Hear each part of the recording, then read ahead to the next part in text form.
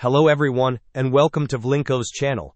In today's video, I will guide you through the process of opening sound settings on your Windows 11 PC. And now, let's get started.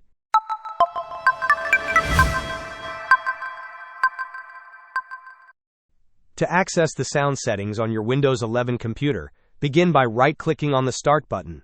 From the menu that appears, select Settings. Once the Settings window opens, navigate to the System tab. You can find this tab in the list on the left-hand side of the window. After selecting System, look to the right pane where you will find the Sound option.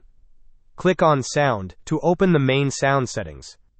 If you are looking for more advanced sound configurations, you can find additional options within these settings.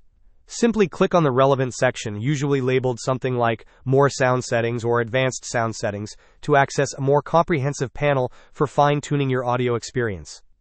Hope this was helpful. Don't forget to like and subscribe if you enjoyed. As always, thanks for watching, and I will see you in the next video.